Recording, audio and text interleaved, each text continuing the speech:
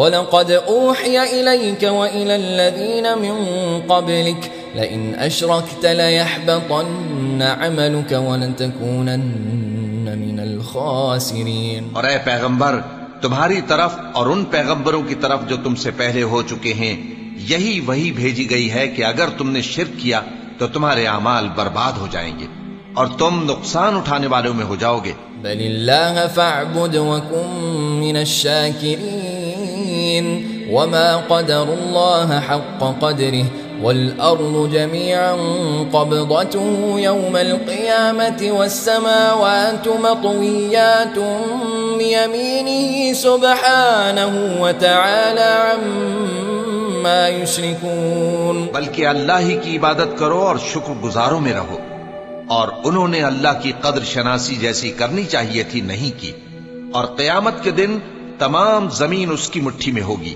اور آسمان اس کے داہنے ہاتھ میں لپٹے ہوئے ہوں گے، اور وہ ان لوگوں کے شرک سے پاک ہے، بلند و برتر ہے۔ میرا جو عنوان ہے مسلمان اسلام سے باہر ناممکن یا ممکن، اس عنوان میں آگے بڑھنے سے پہلے آپ لوگوں سے ایک چھوٹا سا میں سوال کرنا چاہتا ہوں۔ ہم سب ماشاءاللہ سے اتنے بعض بنیادی معلومات رکھتے ہیں جس کے جواب ہم بآسانی دے سکتے ہیں۔ اللہ کے نبی کریم صلی اللہ علیہ وسلم کے زمانے میں ایک شخص تھا، اور یہ جو شخص تھا اس کے بارے میں یا یہ سمجھیے کہ یہ ایک ایسا اللہ کے نبی صلی اللہ علیہ وسلم پر اور اللہ پر ایمان لایا ہوا صحابی تھا جس کے بارے میں ہمارے اکابر صحابہ رشک کرتے، بولتے یار کیا عبادت گزار ہے یہ، اس کی نمازیں دیکھ کر کہتے کاش ہم اس جیسے نماز پڑھنے والے بن جائیں۔ جب وہ مدینہ طیبہ میں تقاریر کرنے ٹھہرتا، درس دینے ٹھہرتا، تو صحابہ بڑے غور سے اس کے درس کو سنتے، کیونکہ اس سے زیادہ نبی کریم صلی اللہ علیہ وسلم کی محبت پر مدینے میں اس زمانے میں اس محفل میں کوئی درس دینے والا نہیں ہوتا۔ بڑی زبردست تقاریر اللہ کے نبی کریم صلی اللہ علیہ وسلم کی شان اور آپ کی محبت میں کرتا۔ جنگ احد کا معاملہ جب پیش آیا تو یہ وہی شخص جس کے بارے میں صحابہ رشک کر رہے ہیں، جس کے بارے میں صحابہ دلائل دے رہے ہیں اس کے ایمان کی، اس کے عمل صالح کی، اس کے نمازوں کی، اس کے عبادتوں کی، یہی وہ شخص ہے جو اس جنگ میں جس میں ہمارے پیارے نبی کریم صلی اللہ علیہ وسلم کے دندان مبارک شہید ہوئے، آپ صلی اللہ علیہ وسلم زخمی ہوئے، اس جنگ سے اپنے ساتھ 300 سے زیادہ منافقین کی ایک ٹولی کو لے کر بھاگ گیا۔ بولا کہ نہیں، میں اس جنگ سے راضی نہیں ہوں، میں نہیں سمجھتا کہ محمد صلی اللہ علیہ وسلم یہ جنگ کیوں کر رہے ہیں، میں ان سے بالکل راضی نہیں ہوں، اور وہ لے کر چلا گیا۔ این جنگ کے موقع پر ہمارے نبی کریم صلی اللہ علیہ وسلم اور صحابہ کی طاقت کو کمزور کر دیا۔ جب یہ چلا گیا تو آخری میں اللہ نے محمد صلی اللہ علیہ وسلم پر وحی بھیجی، کہا کہ یہ منافق ہے اللہ کے نبی، یہ جس کے بارے میں صحابہ رشک کرتے ہیں، جس کی عبادتوں کو دیکھ کر صحابہ دلائل دیتے ہیں اس کے ایمان کی اور اس کے عمل صالح کی، یہ منافق ہے۔ اور ہمارے نبی کریم صلی اللہ علیہ وسلم نے اس شخص کو ایک لقب دیا، کہا ھذا رئیس المنافق، یہ منافق نہیں ہے، صرف منافقوں کا امیر ہے، سردار ہے، ابو المنافق کہا منافقوں کا باپ ہے یہ شخص۔ کون تھا وہ؟ عبداللہ ابن ابی، ماشاءاللہ۔ تو آپ لوگ سب ایک بات تو مانتے ہیں کہ اللہ کے نبی کے زمانے میں منافقین تھے کہ نہیں تھے؟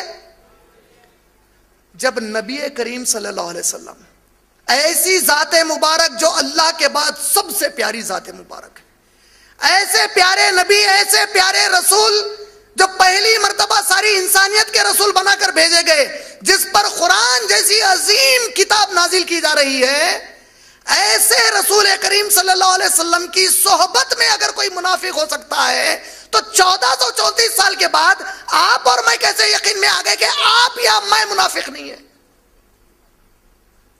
وقت کے رسول موجود ہیں، رسول پر قرآن نازل ہو رہا ہے، رسول کریم صلی اللہ علیہ وسلم کی صحبت ان کو نصیب ہے، اس صحبت میں رہ کر بھی کمبخت منافق تھے، تو اللہ کی قسم آپ اور میں کوئی بھی منافق ہو سکتا ہے کہ نہیں؟ منافق اسلام میں ہے یا اسلام سے باہر؟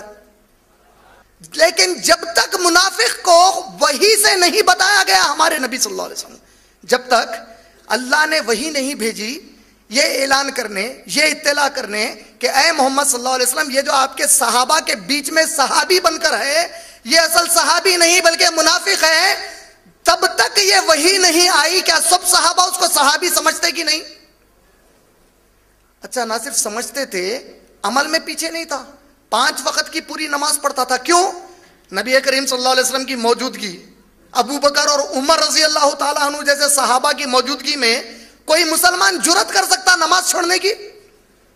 اچھا، تو اس کا مطلب یہ ہے کہ اگر نبی اب ہمارے چلے گئے تو اب آپ میں جرأت کریں گے نمازیں چھوڑنے کی؟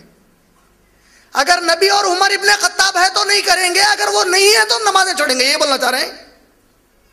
اس کا مطلب کیا ہوا معلوم؟ اس وقت کا منافق بھی 5 وقت کی نماز پڑھتا تھا، آج جو مسلمان نماز نہیں پڑھتا اس منافق سے بھی بدتر ہے۔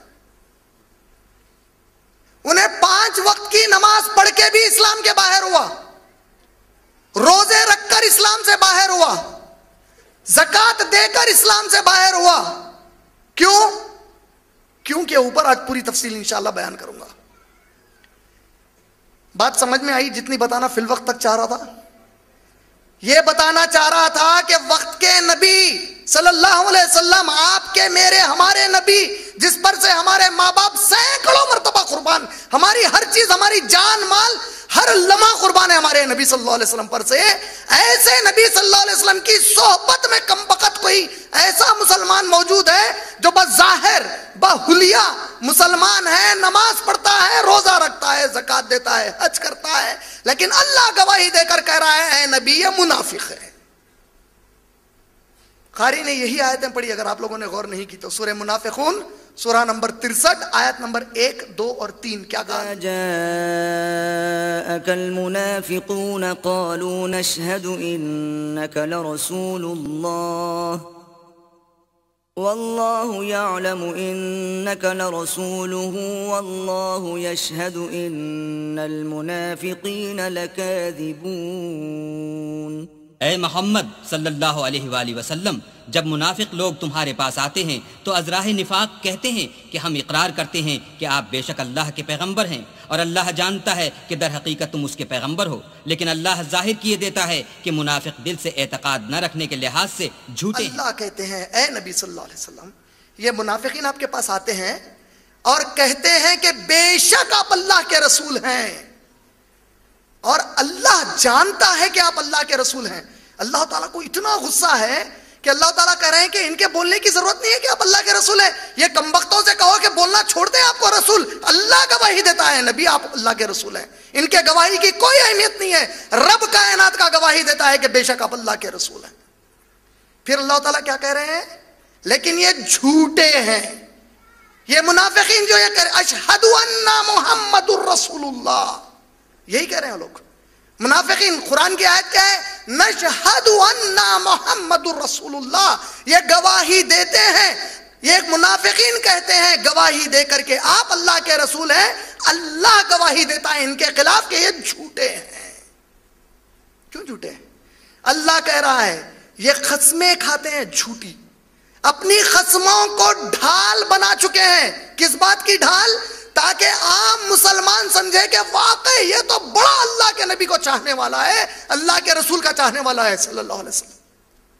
اور یہ جو جھوٹی قسمیں کھا کر اپنے آپ کو مسلمان بنانے کی کوشش کر رہے ہیں، بتانے کی کوشش کر رہے ہیں اے نبی یہ بہت بڑا گناہ ہے جو یہ لوگ کر رہے ہیں۔ یہ کس کو دھوکہ دے رہے ہیں؟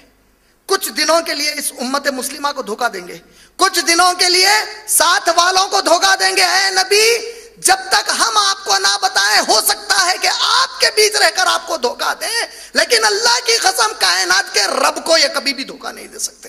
ہم گواہی دیتے ہیں نبی کہ یہ منافقین جھوٹے ہیں، یہ ہرگز ایمان والے نہیں ہیں، چاہے یہ کتنے بھی قسمیں کھائیں اور گواہی دیں کہ آپ اللہ کے رسول ہیں، ان کی گواہی کی ضرورت ہی نہیں ہے، اللہ گواہی دے رہا ہے آپ اللہ کے رسول ہیں۔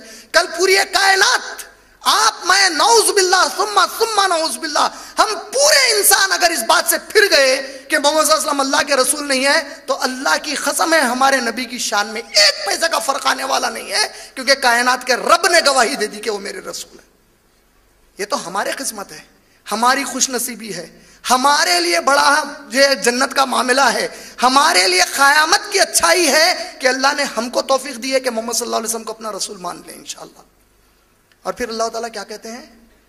اے نبی صلی اللہ علیہ وسلم، آیت نمبر 3 میں اللہ نے ان کے دلوں پر خفل ڈال دیا۔ ذلك بأنهم آمنوا ثم كفروا فطبع على قلوبهم فهم لا يفقهون۔ یہ اس لیے کہ یہ پہلے تو ایمان لائے پھر کافر ہو گئے تو ان کے دلوں پر مہر لگا دی گئی، سو اب یہ سمجھتے ہی نہیں۔ ان کے دل پر اللہ نے قفل ڈال دیا۔ اللہ کی قسم، کائنات کی کوئی چابی نہیں ہے جو اللہ کے قفل کو کھول دے۔ اللہ کہتا ہے میں نے ان کے دل پر قفل ڈال دیا ہے۔ کیوں؟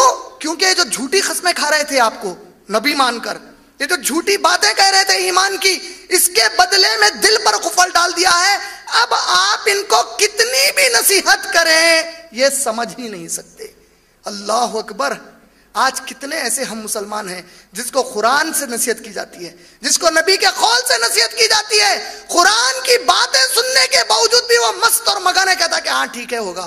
ارے کم بقت، اللہ نے قفل ڈال دیا ہے، ختم کر دیا ہے تیرے سینے کو، تو منافق بنا دیا گیا اللہ کی نظر میں اگر تو یہ عمل کرتا ہے تو۔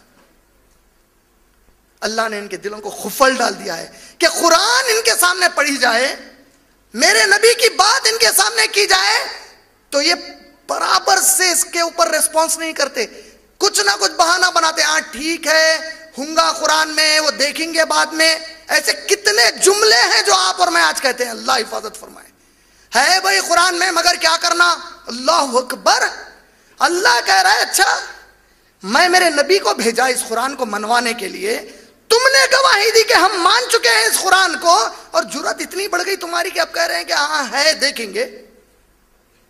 اللہ تعالیٰ منافق کہہ رہے ہیں ان کو۔ اور پھر اللہ تعالیٰ کیا کہہ رہے ہیں معلوم؟ آیت نمبر 4 میں وَإِذَا رَأَيْتَهُمْ تُعْجِبُكَ أَجْسَامُهُمْ وَإِن يَقُولُوا تَسْمَعْ لِقَوْلِهِمْ كَأَنَّهُمْ خُشُبٌ مُّسَنَّدَةٌ يحسبون كل صيحة عليهم هم العدو فاحذرهم قاتلهم الله أنا يؤفكون۔ اور جب تم ان کے تناسب اعضا کو دیکھتے ہو تو ان کے جسم تمہیں کیا ہی اچھے معلوم ہوتے ہیں، اور جب وہ گفتگو کرتے ہیں تو تم ان کی تقریر کو توجہ سے سنتے ہو، گویا لکڑیاں ہیں جو دیواروں سے لگائی گئی ہیں، بزدل ایسے کہ ہر زور کی آواز کو سمجھیں کہ ان پر بلا آئی، یہ تمہارے دشمن ہیں، ان سے بے خوف نہ رہنا، اللہ ان کو ہلاک کرے، یہ کہاں بہہ کے پھرتے ہیں۔ یہ منافقین کے اے نبی صلی اللہ علیہ وسلم، اللہ اکبر، اے نبی جب آپ ان کے حلیوں کو دیکھیں گے تو آپ ان کے حلیوں کو بڑے تعجب سے دیکھیں گے کہ بڑے ایمان والے ہیں۔ جب یہ بات کریں گے آپ ان کی بات کو بڑی توجہ سے سنیں گے۔ ان کی مثال کھوکھلے مدلے کی طرح ہے۔ It's like a shallow trunk of a tree, بڑا مدلہ ہے جھاڑ کا لیکن اندر سے پورا کھوکھلا ہے، بظاہر خوب ایمان ہے اندر سے پورا کھوکھلا ہے۔ اور ان کے بارے میں اللہ تعالیٰ کیا کہتے ہیں جانتے ہیں؟ اللہ اکبر! اب آپ اور میں خود کا محاسبہ کریے اس میں ایک اور۔ اللہ کہتے ہیں اگر کہیں دور کوئی آواز آتی ہے، کہیں دور کوئی آواز آتی ہے تو یہ منافقین ڈر کر کہتے ہیں یہ آواز ان کے خلاف ہے۔ تلنگانہ کا بند ہے، مسلمان اماں بیٹے گھر میں رہو، باہر گڑبڑ ہے۔ کہیں دور آواز آتی ہے تو یہ منافقین سمجھتے ہیں ہر آواز ان کے خلاف ہے۔ ارے اللہ کی قسم، صحابہ وہ ایمان والے تھے کہ اگر آواز کوئی اسلام کے خلاف آئی تو وہ نعرہ لگایا کہ وہ آواز کو دفن کر دیا ہمیشہ کے لیے۔